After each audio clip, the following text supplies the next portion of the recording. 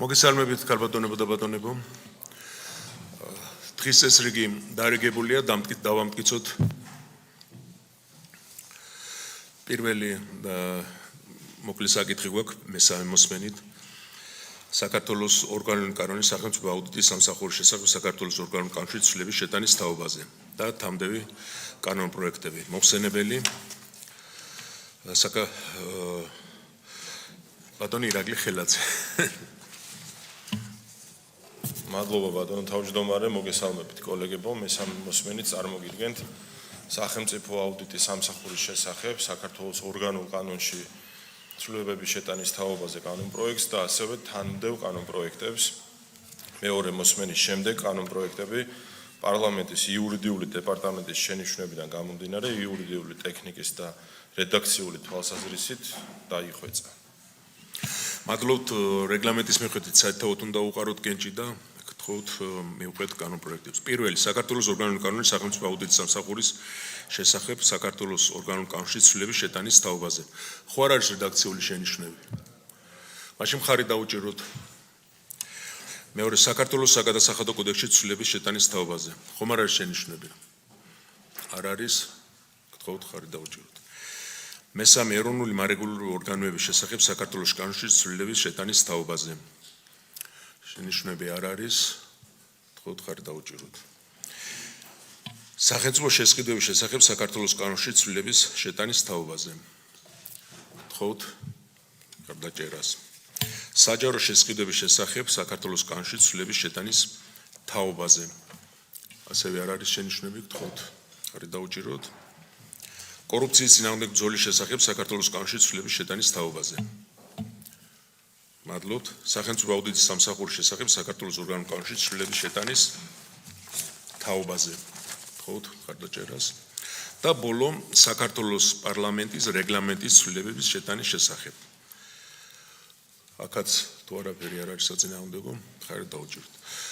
ამით ეს საკითხი განხილულია და გადავა სესიაზე ბოლო მოსმენით. ბატონო ირაკლი. დაუბრუნდეთ ჩვენ თავარ საკითხს დღევანდელს. ეს არის საქართველოს სახელმწიფო აუდიტის სამსახურის 2025 წლის საქმიანობის ანგარიში. მოხსენებელი საქართველოს გენერალური აუდიტორი ბატონი გიორგი კაპიტაშვილი. გთხოვთ ბატონო გიორგი.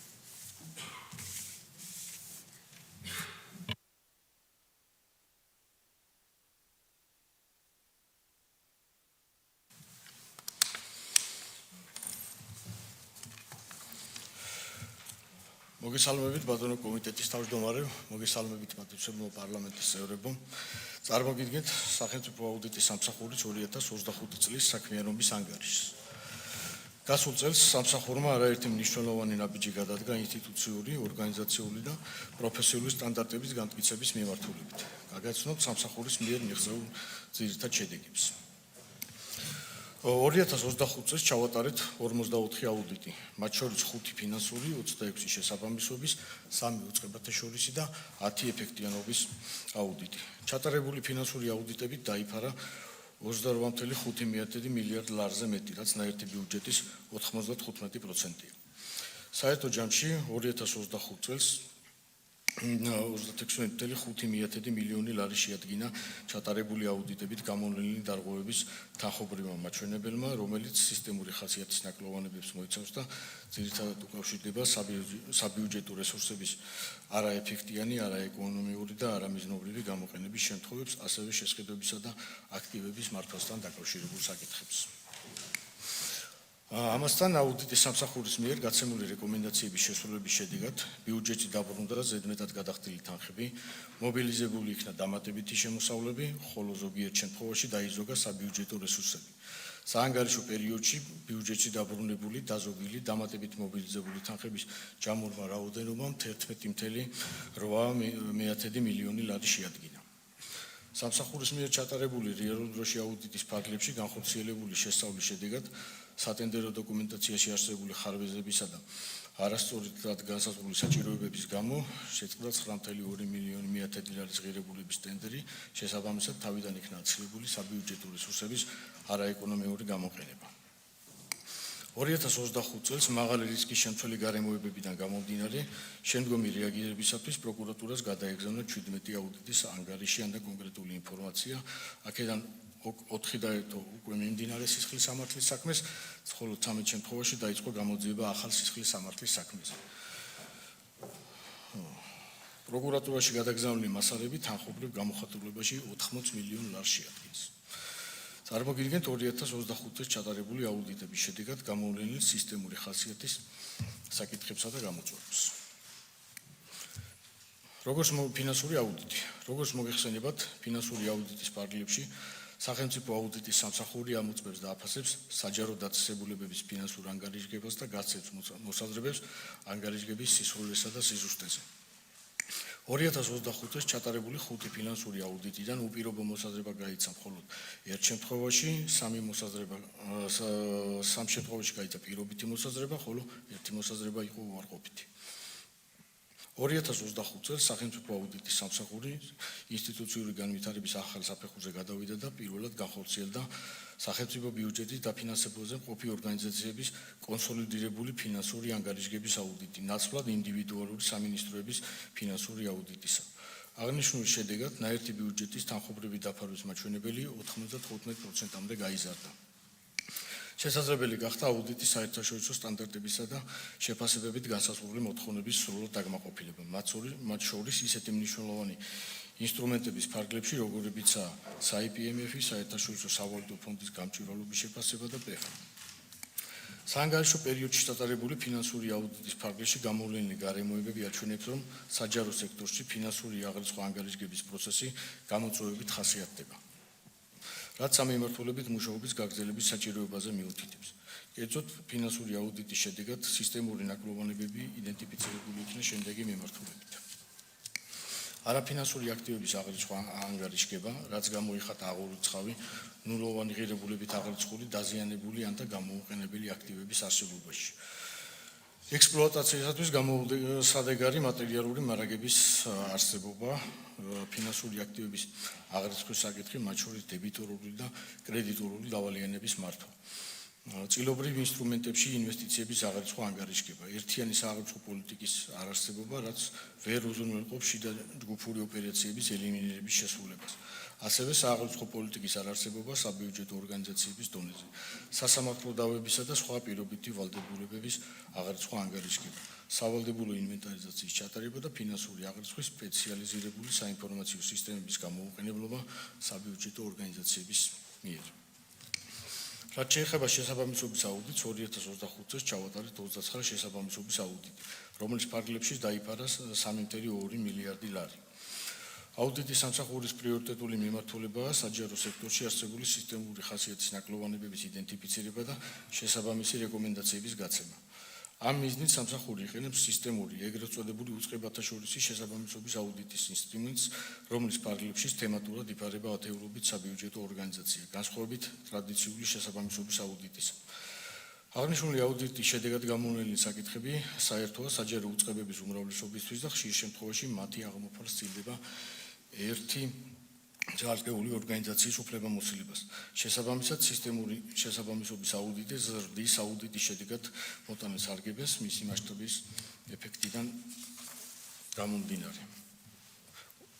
2025 წელს ჩავატარეთ 3 უწყებათაშორისი შესაბამისობის აუდიტი, რომლის ფარგლებში შესწავლილი იქნა საჯარო უწყებების ადმინისტრაციული ხარჯები სახელმწიფოს ყველა დონეზე. აუდიტის სამსახურის კიდევ ერთი სტრატეგიული მიმართულებაა სახელმწიფო საწარმოების აუდიტი.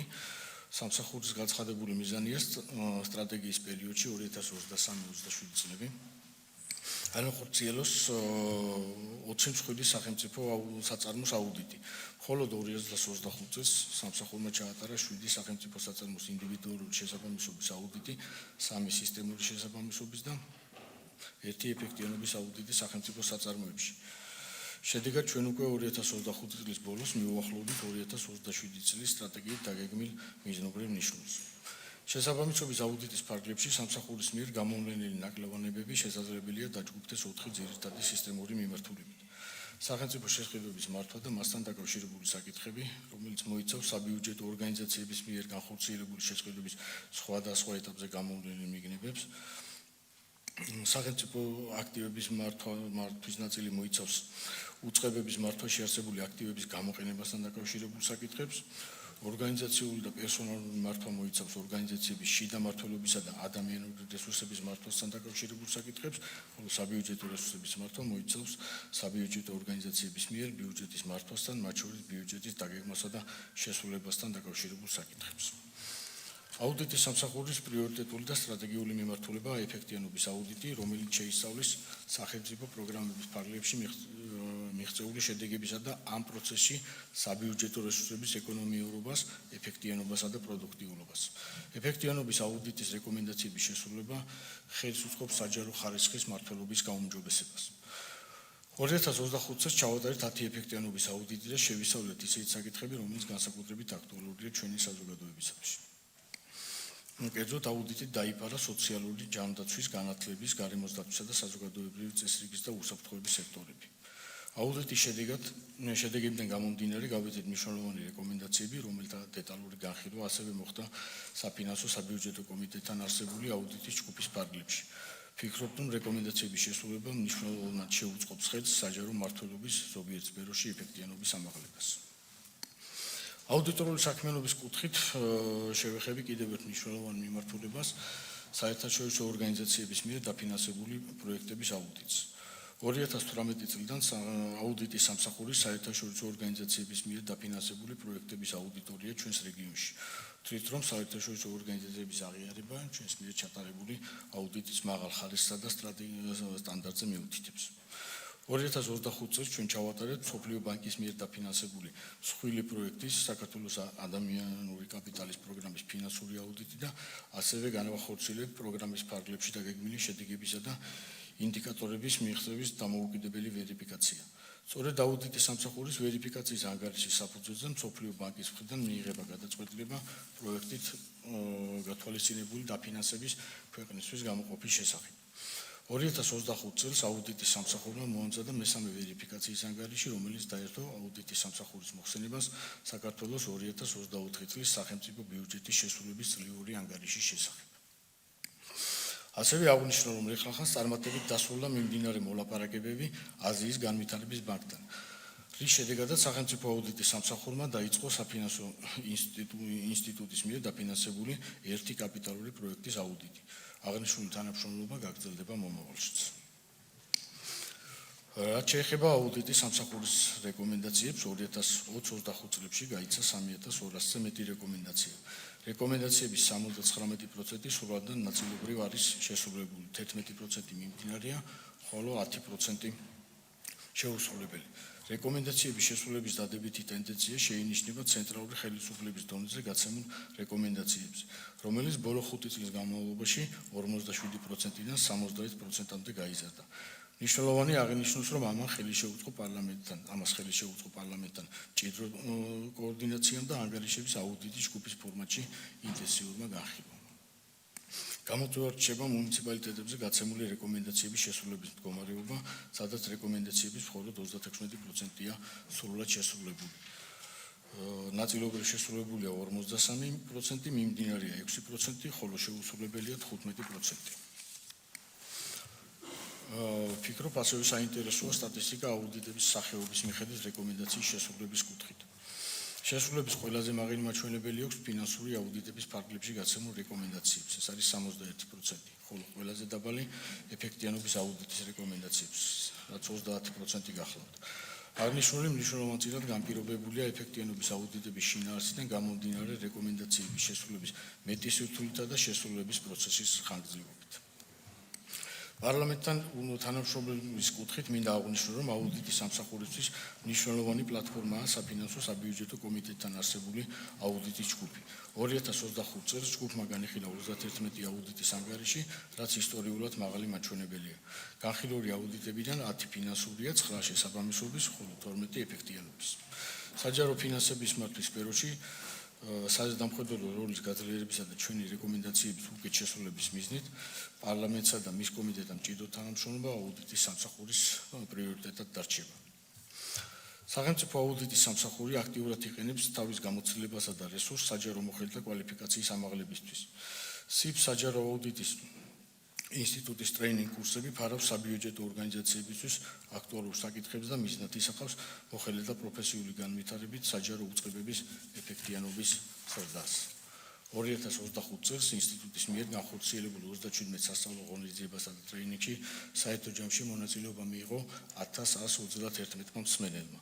გასულ წელს ინსტიტუტმა მოიპოვა საგანმანათლებლო ორგანიზაციების მართვის სისტემის ISO სერტიფიკატი. აღნიშნული მიღწევა ხაზს უსვამს ინსტიტუტის შესაბამისობას სწავლების ხარისხის საერთაშორისო კრიტერიუმთან.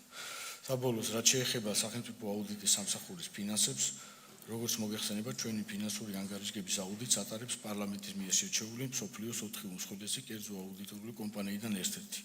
2025 წლის ფინანსური აუდიტი ჩაატარა PricewaterhouseCoopers საქართველოს სამსახურის ზედიზედ მერვე წელია იღებს უპირობო დასკვნას, რაც ნიშნავს, რომ ჩვენი ფინანსური ანგარიშგება მომზადებულია კანონმდებლობის სრული დაცვით. მადლობთ, ბატონო გიორგი, გადავდივართ შემდეგ ეტაპზე კითხვები. Kalbatoni Tamari, Batoni Bejani.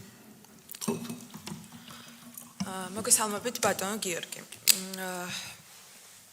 2025 წელს აუდიტის სამსახურს ჩატარებული გაქვთ განრიდება მედიაციის პროგრამის აუდიტი და შეფასება, სადაც მითითებული და განსაზღვრულია მხოლოდ აუდიტის ობიექტად განსაზღვრულია მხოლოდ საქართველოს იუსტიციის სამინისტრო, დანაშაულის პრევენციის და პრობაციის ეროვნული სააგენტო და ამ პროცესში არ ყავთ განხილული საქართველოს პროკურატურა, იქიდან გამომდინარე პროკურორი ძალიან მნიშვნელოვანი აქტორი არის ამ პროგრამის ფარგლებში.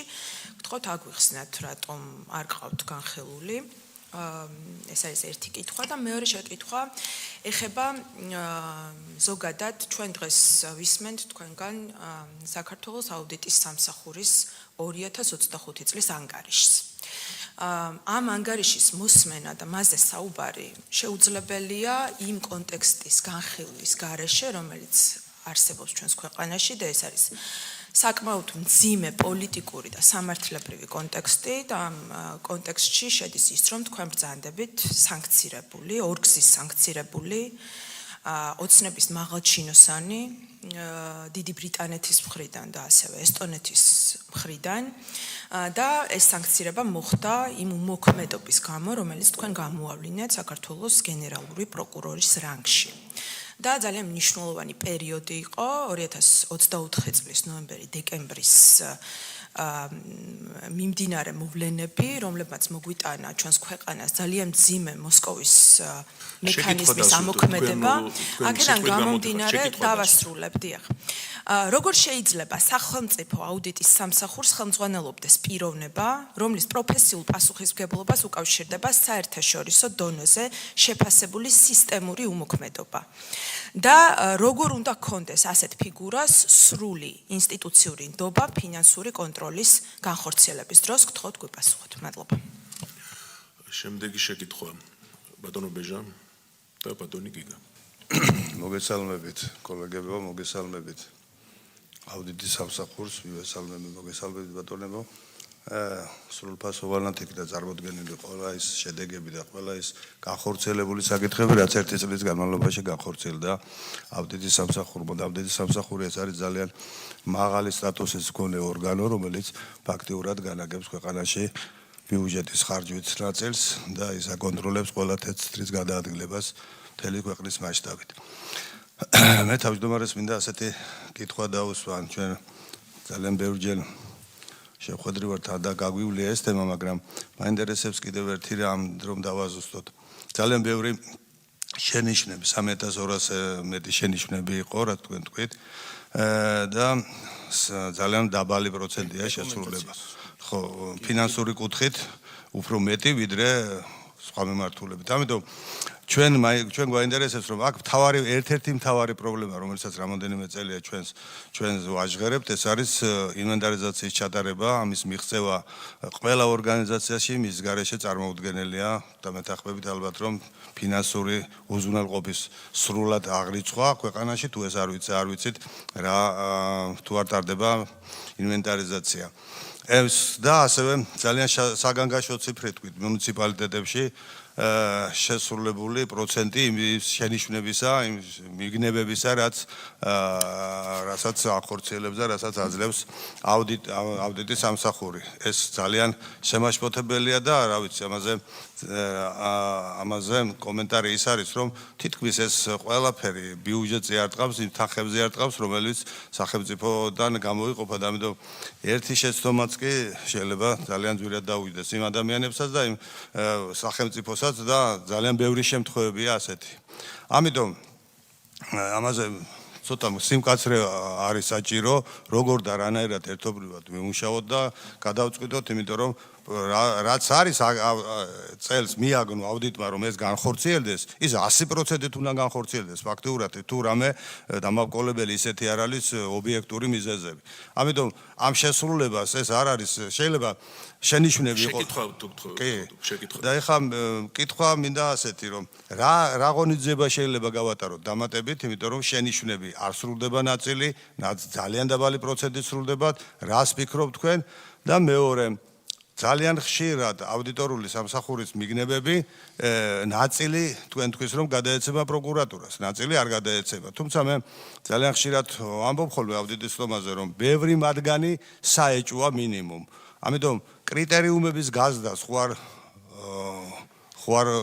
ახო გინდათ განახორციელოთ ან თუ მიგნებები არის მიმართული და რაღაც ფინანსური დარღვევა მისი ორგანიზაციის ხელმძღვანელის ან მისი პასუხისმგებელი პირის გადამოწმება ან გადაცემა მისი საქმეების ან ამ კეისის საგამომძიებლო ორგანოს რომ ჩვენ არ გამოგჩეს ეს არც ერთი შენიშვნა რომელიც არ გადავეცით პროკურატურას რომ იქ არ იყოს დანაშაული. აი ამ მიმართულებით სიახლეებით თუ იქნება მომდევნო წლებში და რას გეგმავთ ამ მიმართულებით მადლობთ. ბატონო გიგა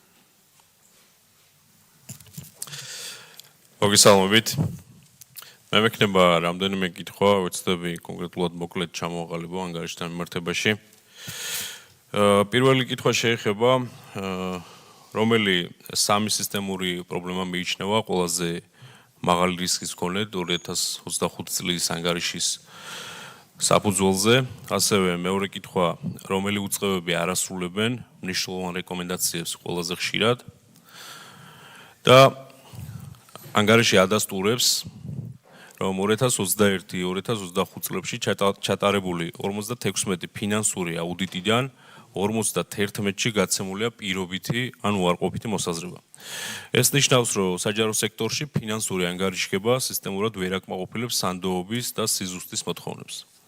თუ გავითვალისწინებთ იმას, რომ საჯარო სექტორში ბუღალტრული აღრიცხვის რეფორმა 2009 წლიდან, ხას უსვა 2009 წლიდან მიმდინარეობს, საანგარიშო პერიოდისთვის 16 წელია გასული, რაც ითვალისწინებს ეს კონკრეტული რეფორმა, რომ საერთაშორისო სტანდარტების დანერგვა მომხდარიყო მთელი ამ წლების განმავლობაში. ამის მიუხედავად, ეს კონკრეტული პრობლემები თქვენი ანგარიშიდანაც ნათლად ჩანს, რომ სისტემურია, არაერთგზის არის სხვადასხვა როგორც ცენტრალურ ასევე მუნიციპალურ დონეზე და თქვენ როგორ ფიქრობთ, უნდა დაეკისროთ თუ არა და რომელ სახელმწიფო ორგანოს ან რომელ კონკრეტულად თანამდებობის პირს უნდა დაეკისროს პერსონალური პასუხისმგებლობა მთელი ამ პერიოდის განმავლობაში ამ შეუსრულებელ, ასე ვთქვათ, ღონისძიებებთან დაკავშირებით.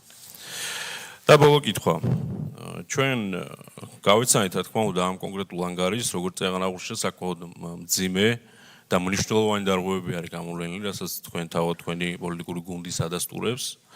ეს შეეხება როგორც ფინანსების ეფექტურად ხარჯვის ნაწილს, პროექტების შესრულების ნაწილს, ცენტრალურ, მუნიციპალურ დონეზე სხვადასხვა უწყებების ნაწილში, ასევე თქვენ თავადაც აღნიშნეთ გამოსვლის დროს თქვენს მიერ გაცემული რეკომენდაციების შესრულების ნაწილში, სადაც ფაქტიურად სრული შესრულება მხოლოდ ამ საანგარიშო პერიოდისთვის არის ნახევარზე ნაკლები, 59% არის თქვენს მიერ წარმოდგენილი. ამ ყველაფრის ფონზე თქვენ როგორც მთავარი აუდიტორი, რომელიც პროფესიულად, მიუკერძოებლად უნდა აფასებდეს ხალხის ფულის ხარჯვის ეფექტურობას და პროცესს, როგორ შეაჯამებდით, როგორ შეაფასებდით მთელი ამ საანგარიშო პერიოდის განმავლობაში თქვენს მიერ გაკეთებული ამ დასკვნების შედეგად ხელისუფლების მიერ სახელმწიფოს მართვის და საჯარო ფინანსების განკარგვის ეფექტურობას, მაღალი, საშუალო თუ კრიტიკულად დაბალი ეფექტურობით. კარბონონის ოფიო. მადლობა.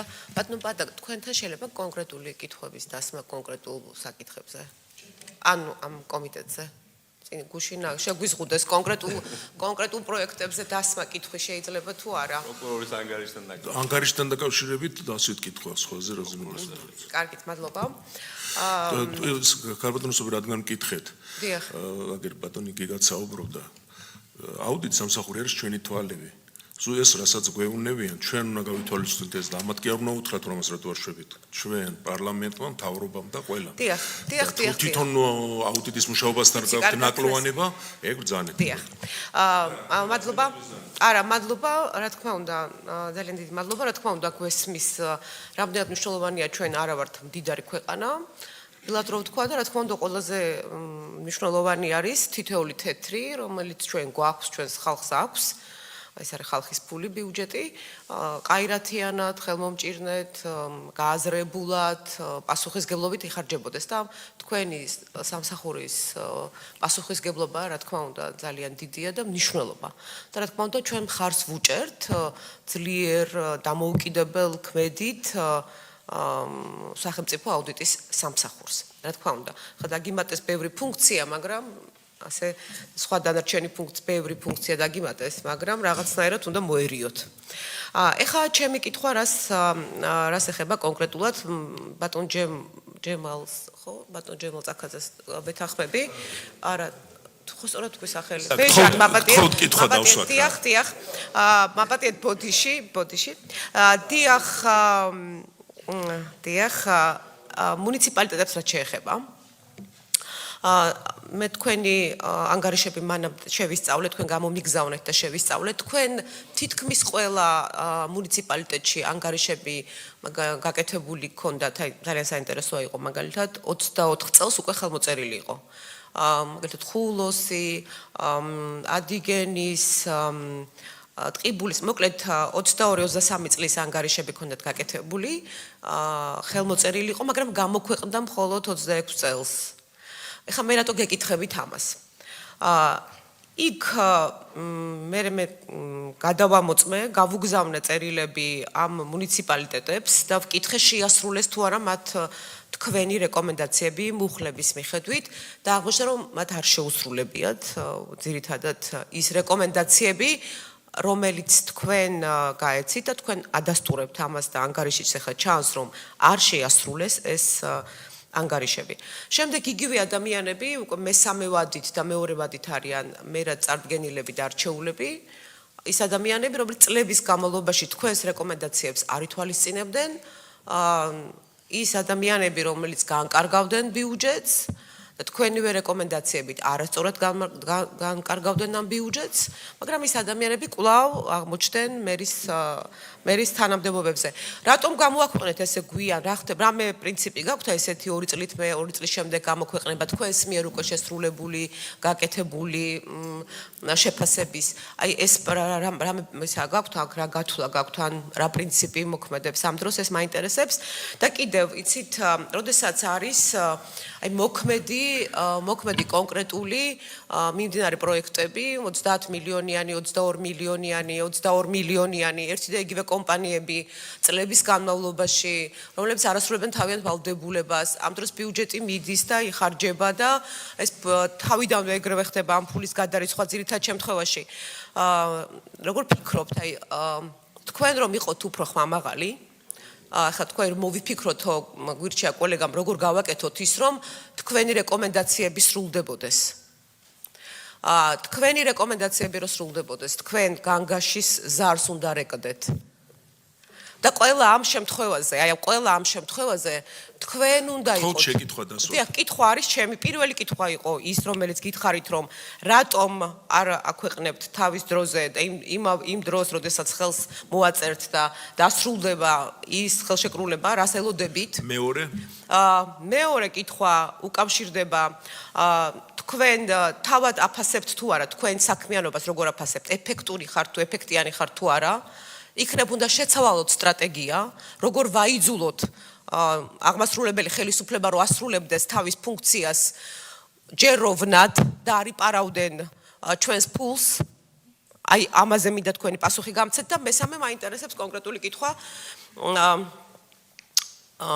განათლების მინისტრმა ეხლა ბრძანა რომ აი ფორმები უნდა შეიკეროს და 45 მილიონი უნდა დაიხარჯოს, რაღაც ჩინური კომპანია იღებს ამ 45 მილიონს ფორმების შეკერვისთვის. როგორ ფიქრობთ, არის ეს გააზრებული გადაწყვეტილება, როგორ ფიქრობთ, ეს არ არის არამიზნობრივი ხარჯვა, როდესაც ამდენი სკოლა, ამდენი ბაღი, კი მესმის რომ ეს განათლების სამინისტრო გადაწყვეტილებას როგორ გააკეთებს? არა, მაინტერესებს მისი შეფასება, იმიტომ რომ შეფასებს მაგას როგორ ნუ რატო ვერ შეაფასებს თქვენ მე მიპასუხებს კვალიფიციური კადრია გამოცდილი კადრი ალბათ მიპასუხებს თვითონ მიპასუხოს იცით დიახ აი ასეთი გადაწყვეტილებები პრევენციაზე რო იმუშაოთ მიხვდით როდესაც დაგეგმვა ხდება ბიუჯეტის როდესაც აი ამ დროს რომ უფრო მეტად იყოთ ჩართული ამას როგორ უყურებთ მისი აზრი მაინტერესებს ბატონო პაატა როგორ უყურებს ამას ხემძღვანელია ყველაზე კარგად მარიცის სადა აქვს პრობლემები მართვაში გეგმებით ხალბატონო უბრალოდ კანონი უგზავნოს ასეთი რამე გააკეთოს არერევა სარედაქციო ან საქმიანობაში პარლამენტს ამოწურს მაგრამ ვიცი კანონი და სწორედ მისი აზრი იმიტომ მისი აზრი მაინტერესებს მისი აზრი მან რომ ვიცის ყველაზე კარგად ის მუშაობს მან ყველაზე კარგად იცის სადა აქვს მის ორგანიზაციაში მის უწყებაში პრობლემები როგორ ხედავს ის რომ უფრო მეტია თქვენ თქვით რომ რაღაც საგანმანათლებლოს ეწევით ასწავლით რომ რაღაც უფრო მეტად გაცნობიერებულები იყვნენ მოხელეები რომ შეცდომები არ დაუშვან თორემ მე შეცდომას რომ დაუშვებენ კი აგერ დაიჭერენ და დავაკავებთ მაგრამ იქამდე რო არ მივიდენ როგორ ფიქრობთ უფრო მეტად თქვენი იქნებ გჭირდებათ და მოგცემთ მაშინ ჩვენ კანონმდებლობით ამ უფლებას უფრო მეტად რომ იყოთ იმაზე ორიენტირებული რომ მოხელეებმა ეს დანაშაულები აღარ ჩაიდინონ ან როგორ ვაიძულოთ ეს ხალხი რომ რეკომენდაციები თქვენი რეკომენდაციები შეასრულონ გასაგებია კითხვა ქალბატონი ლიკა მოგესალმებით ბატონო გიორგი 2025 წლის ანგარიში დაფიქსირდა 36 მილიონი ლარის ოდენობის დარღვევა ამავე ბიუჯეტში დაბრუნებულია მხოლოდ 11.8 მილიონი. ეს ნიშნავს, რომ 25 მილიონი ფაქტობრივად ბიუჯეტში არ არის დაბრუნებული და არც მკაფიო სამართლებრივი შედეგია ამასთან დაკავშირებით. ბატონ გიორგი, მე მაინტერესებს, როდის დაბრუნდება ეს 25 მილიონი, რა ეტაპზეა, ან ამასთან დაკავშირებით თუ დადგება რაიმე ტიპის სამართლებრივი პასუხისმგებლობა ვინმეს მიმართ. ასევე აუდიტის სამსახურის მიერ პროკურატურაში გადაგზავნილია 80 მილიონ ლარზე მეტი მოცულობის მასალები. თუმცა საზოგადოებისთვის არ არის ცნობილი ამ საქმეების საბოლოო შედეგი. რამდენ საქმეზე დადგინდა პასუხისმგებლობა, რამდენ შემთხვევაში მოხდა ზიანის ანაზღაურება და რამდენი საქმე დარჩა რეალურად შედეგის გარეშე. ასევე ბატონ გიორგი, ეს სტატისტიკა, რომელიც არის 59%-ის შესრულება ძალიან სამწუხაროა და მე მინდა დავადასტურო ჩემი დამოკიდებულება აუდიტის სამსახურის მიმართ. მგონია, რომ ჩვენს ქვეყანაში ეს სამსახური არის ერთ-ერთი ყველაზე მნიშვნელოვანი. სულ რაღაც 3 მილიონიან ქვეყანაში, რომელსაც ძალიან ღრმად ჯერა, რომ ყველანაირი ეგრე იყოს. რაც მეტი მით უკეთეს ნამდვილად. გთხოვთ ვაცალოთ კითხვის დასმა. ძალიან ღრმად ჯერა, რომ ჩვენნაირ ქვეყანას ყველანაირი რესურსი აქვს იმისთვის, რომ სიღარიბე არ იყოს ესე მძლავრად და არც პროტესტი არ იყოს ამასთან დაკავშირებით, როდესაც არ იქნება სიღარიბე ამასთან დაკავშირებით, არც პროტესტი არ იქნება. მე მგონია, რომ ბიუჯეტიც იძლევა იმის საშუალებას, რომ მოქალაქეებმა ამ ქვეყანაში ღირსეულად იცხოვრონ ხელფასის ნაწილში, პენსიის ნაწილში, სოციალურ ნაწილში, ყველა ნაწილში. თუმცა ამას რა თქმა უნდა აფერხებს კორუფცია, ხომ ასეა. იმაზე მეტი თანხის დაკარგვა, ვიდრე უნდა დაიკარგოს. აქედან გამომდინარე, აუდიტის სამსახური არის ჩვენს ხელში მექანიზმი, რომ ეს თანხები აღარ დაიკარგოს და გამოყენებული იქნეს ნამდვილად საჭიროებებზე. ამიტომ გულშემატკივრობთ თქვენს სამსახურს. თუმცა ეს 59%-იანი შესრულება, რა თქმა უნდა, ლოგიკურია იმის ფონზე, რაც ხდება და რა ვითარებაშიც არის. მე მაინტერესებს თქვენი მიგნება, თქვენი აზრი, რა მიზეზი შეიძლება ქონდეს 59% შეუსრულებლობას. ეს არის რეკომენდაციები შეიძლება არ ეთანხმებიან. თქვენი კომუნიკაციის ნაწილში ხო არ არის პრობლემა თუ მათი პოლიტიკური ნება ან განზრახვა პოლიტიკური რაღაც წორება არის ესეთი რომ უბრალოდ თქვენი რეკომენდაციები არ გაითვალისწინონ აი თქვენი დაკვირვებით ხო სამსახური ალბათ აანალიზებთ ამას რატომ არ სრულდება თქვენი რეკომენდაციების უმეტესი ნაწილი მაინც? მადლობა. მადლობთ. კითხვები ამოწურვია. ბატონო გიორგი, თქვენ დაგჭირდებათ რაიმე დრო თუ პირდაპირ გაცემთ პასუხს? თუ შეიძლება ვისაკეთო. რამდენი წუთი დაახლოებით? კარგით, 10 წუთი შესვენება. ვაგრძელებთ სხდომას. ბატონო გიორგი, გთხოვთ.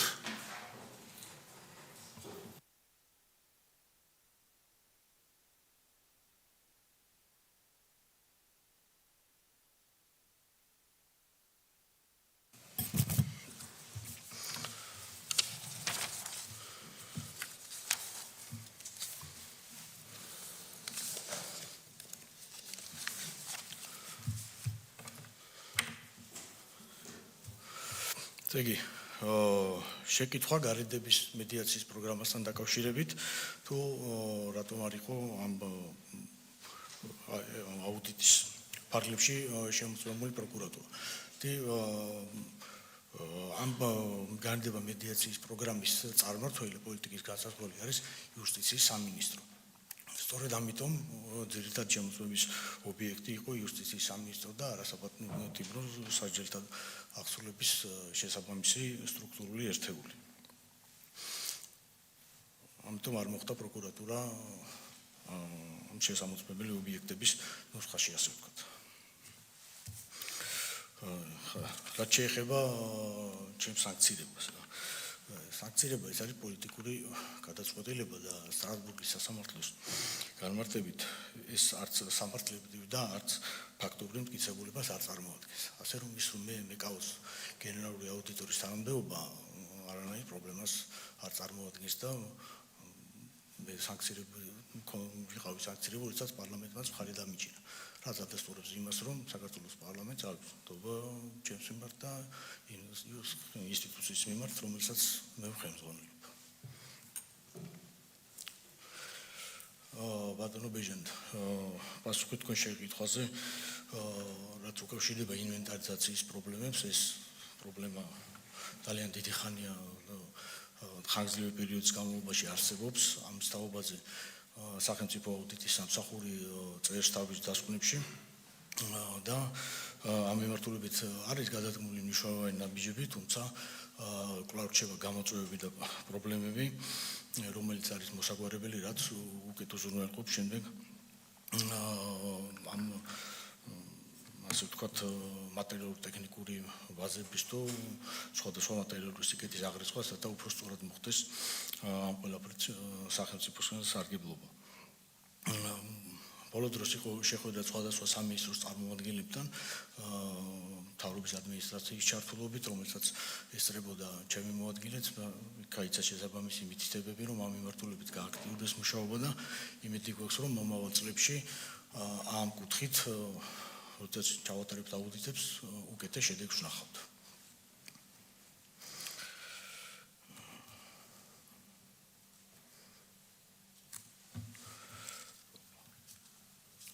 შეეხება რეკომენდაციების შესრულების პრობლემებს და რამდენიმე შეკითხვა დაისვა რეკომენდაციების შესრულებასთან დაკავშირებით და ამას ერთიანად უპასუხებთ, რატომ არ სრულდება რეკომენდაციები. რეკომენდაცია არის რეკომენდაცია და პირდაპირ ვთქვათ, რომ აუდიტის სამსახურს არ აქვს აი მე განსაკუთრებული ბერკეტი, რომ რეკომენდაციის ობიექტს, ასე ვთქვათ, დაავალდებულოს რეკომენდაციის შესრულება, რეკომენდაციის თავის შინაარსით ნებაყოფლობითია. მაგრამ ცენტრალურ დონეზე მე როგორც ჩემ გამოსვლაში აღვნიშნე, შეინიშნება რეკომენდაციების შესრულების მაჩვენებლის ზრდა, რაშიც ძალიან აქტიურად არის ჩართული პარლამენტი და მისი როლი ძალიან დიდია აი ამ შედეგის მიღწევაში, ხოლო რაც შეეხება თვითმმართველი ერთეულების მიმართ გაცემულ რეკომენდაციებს, ჩვენ გვაქვს არის ის სისტემა, ვიცით თქვენ, სადაც ჩართულია ყველა მუნიციპალიტეტი, ყველა რწმუნებული, ყველა ცენტრალური სახელმწიფო ორგანო, 13 სახელმწიფო საწარმო, აი ამ არის ის სისტემის მეშვეობით ჩვენ ვაკონტროლებთ, თუმცა თვალყურს ვადევნებთ, ანუ კონტროლში ესე გულისხმობ, თვალყურს ვადევნებთ ამ რეკომენდაციების შესრულებას. სხვა რაიმე არსებითი ბერკეტი სახელმწიფო აუდიტის სამსახურს კანონის თანახმად არ აქვს და თუ ესეთი ბერკეტი გასწრება ჩვენ რა თქმა უნდა მზად ვართ რომ ამ მიმართულებით გავააქტიუროთ ჩვენი მუშაობა.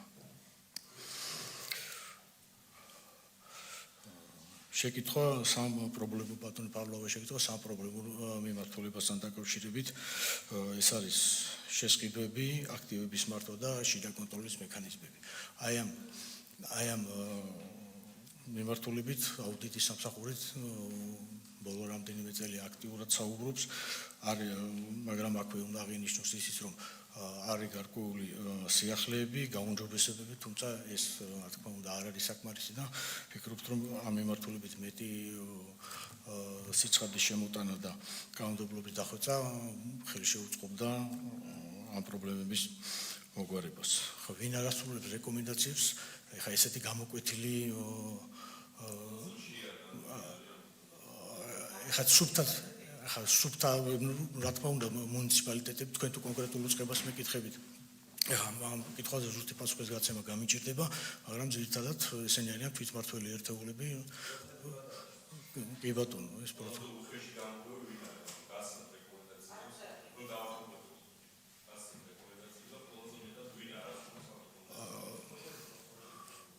თვითმმართველობები თქვენ თუ კონკრეტულად რომელიმე ნომერ პირველი უწყება თუ გაინტერესებთ, მაშინ მაგას ნახავთ სტატისტიკურად და გეტყვით ამ წუთში გამიჭირდება ზუსტი პასუხის გაცემა.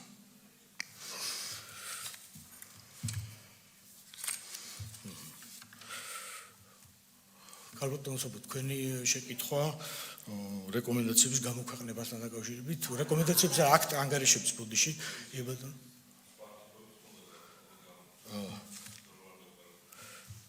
სხვა რომელ კითხვაზე გიპასუხეთ?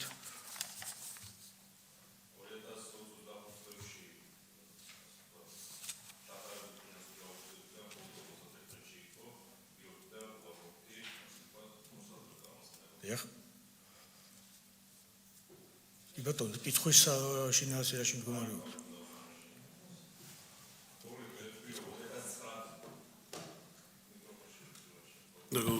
დაზუსტებაზე ჯობდა, მაგრამ თუ ჯობია ეხლავე თქვათ, მაშინ თუ კარგი, კი ბატონო, ბრძანეთ. თუ დაზუსტება არ იქნება, მაშინ ბრძანეთ. ანუ მე აღვნიშნე რომ თქვენ ანგარიში თავადაც თქვით და ანგარიშის წერია რომ 2021-25 წლებში ჩატარებულია 56 ფინანსური აუდიტი. აქედან 51-ში გაცემულია პირობითი, ანუ უარყოფითი მოსაზრებები. ეს არის დაახლოებით 91%. მაჩვენებელი. რაც ფაქტიურად ნიშნავს, რომ საჯარო სექტორში ფინანსური ანგარიშგება, ასე ვთქვათ, სისტემურად ვერ აკმაყოფილებს იმ სტანდარტებს, რაც უნდა აკმაყოფილებდეს. აქვე ჩვენ 2009 წლიდან დავიწყეთ რეფორმის განხორციელება, რომ საერთაშორისო სტანდარტი დაგვენერგა საჯარო სექტორში. საანგარიშო პერიოდისთვის 2025 წლისთვის 2009 წლიდან გასულია 16 წელი.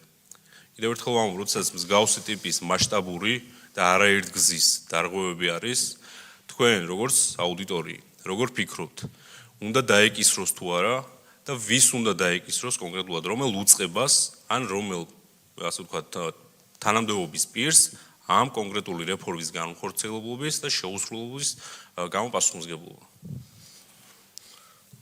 და ასევე შემდეგი, ანუ კიდევ იყო დამატებითი კითხვა, შემიძლია ეგეც დავსვათ, თუ არ გაქვთ მონიშნული.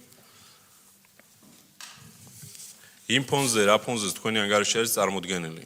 კიდევ ერთხელ ვადასტურებთ ყველა, რა თქმა უნდა, რომ არის მასშტაბური დარღვევები წარმოდგენილი, აქვს ნამუშევარი ამის უწყებას.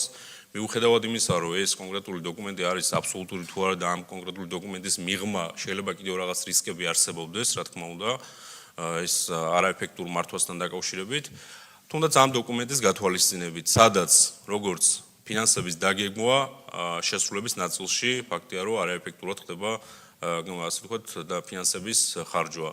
პროექტების განხორციელების ნაწილში მუნიციპალიტეტები ბატონო გიგა დაწერეს ამათ რაც უნდა გაეკეთებინა და ჩვენ უნდა გავაკეთოთ შეფასებები ჩვენ უნდა გავაკეთოთ. აი შეფასება მაინტერესებს, ანუ ხო მსგავსი მასშტაბური ტიპის პრობლემები როდესაც გვაქვს. თქვენ გენერალური აუდიტორი, რომელიც რა თქმა უნდა მიუკერძოებლად და ობიექტურად უნდა აფასებდეს სახელმწიფო მმართველობის ეფექტურობას, ხო ანუ თქვენ ამას ხო აფასებთ რეალურად. დღეს ხელისუფლების მმართველობა მიგაჩნიათ თუ არა ეფექტურობა და როგორ შეაფასებთ სტანდარტების მიხედვით მაღალი, საშუალო თუ კრიტიკულად დაბალი ეფექტურობით. გთხოვთ უპასუხოთ.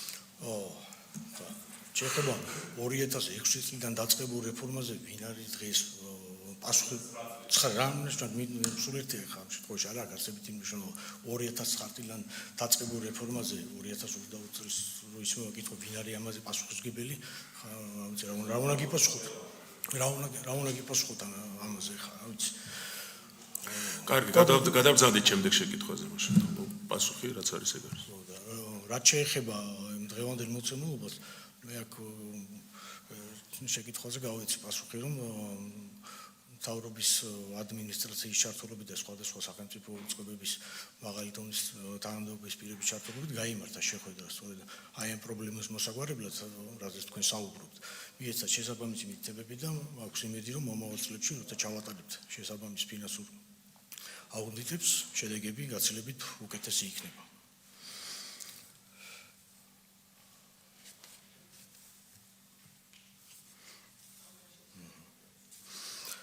ანგარიშების გამოქვეყნებასთან დაკავშირებით. ის ანგარიშები ქალბატონო სოფო რომელიც თქვენ მოითხოვეთ და ჩვენგან მოგეწოდათ, ხო 2023 წელს დამტკიცებული ანგარიშები, ძველი ანგარიშები იყო. ხო, კი ბატონო, მე 2025 წელს დავიკავე გენერალური აუდიტორის პოზიცია და როდესაც მივიდა ვნახე რომ იყო ანგარიშები გამოუქვეყნებელი, გამოვაქვეყნეთ ეს ანგარიშები. კი ბატონო, ანგარიშების გამოქვეყნების პრაქტიკა რა თქმა უნდა გაგრძელდება, ჩვენი საქმიანობა საჯაროა და ჩვენს მიერ შედგენილი აუდიტის ანგარიშები ხელმისაწვდომი იქნება ფართო საზოგადოებისთვის. კი, დასო ანგარიშების კი ბატონო. კი ბატონო.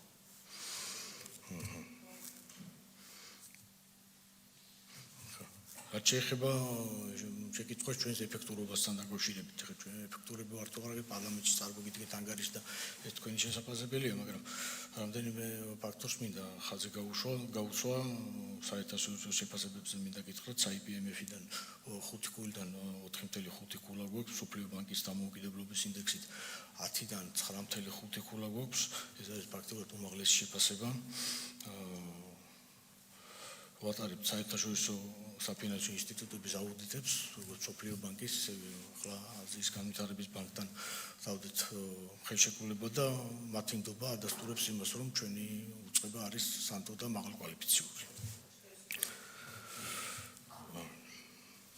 ფორმების შეკითხვასთან დაკავშირებით ჩვენ არ ვატარებთ გადაწყვეტილებების ესე აუდიტს საჭიროების მიხედვით თვითონ განსაზღვრა განათლების სამინისტრომ ჭირდება კონკრეტული რაოდენობის, კონკრეტული ღირებულების ფორმები, ეს მათი გადაწყვეტია, ხოლო რაც შეეხება უკვე შესყიდვის პროცესს, ფასის განსაზღვრის პროცესს და ასე შემდეგ, მომავალ წლის აუდიტში ყოველთვის ხდება განათლების სამინისტრო და ზოგადად დიდი შესყიდვები და ამ კონკრეტულ შესყიდვასაც შევისწავლეთ.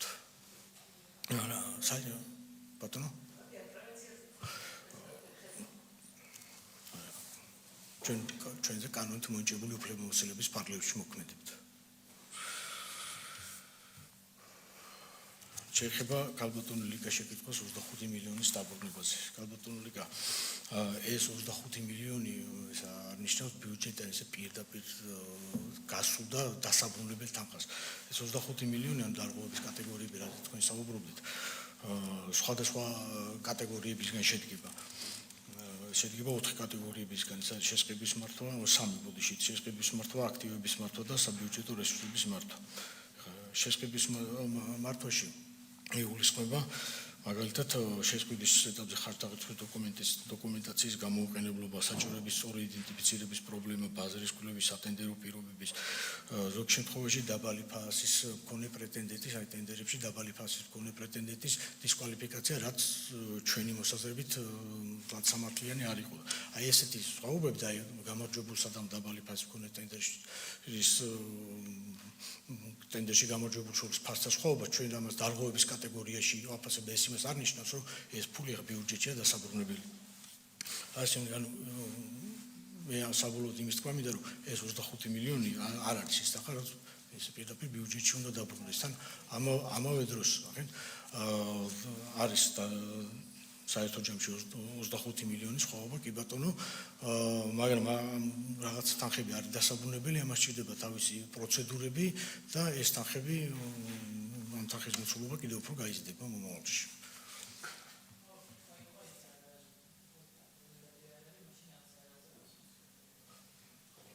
აქ სხვადასხვა კომპონენტებისგან შედგება ეს არ არის პირდაპირ ეს არ არის ეს სწორედ ეს არის მოღალატული აღრიცხვის წესების მიხედვით რაღაცა ზარალია, მაგრამ ეს ფაქტობრივი ზარალი არ არის. რაც შეეხება 80 მილიონთან დაკავშირებულ შეკითხვას, რა ბედიეთია იმ მასალებს, რაც გადავაგზავნეთ პროკურატურაში. 4 მასალა დაერთო უკვე მიმდინარე სისხლის სამართლის საქმეს, დანარჩენებზე 13 ფაქტზე და ახალი გამოძიება დაიწყო, როგორც ჩემს გამოსვლაში თუ ახსენე. და როგორ დასრულდება ეს სისხლის სამართლის საქმეები, ამაზე გენერალური პროკურორი კომპეტენტურ პასუხს გაგცემთ. მადლობთ ბატონო გიორგი, წინადად მოგწევთ თქვენი გადასაწყვეტია, გავაგრძელოთ სესიაზე და ეხლა მე მგონი შევწყვეტოთ თუ თანახმახარ თუ არა და კი ბატონო. კარგი, ბატონო? კი, კარგით.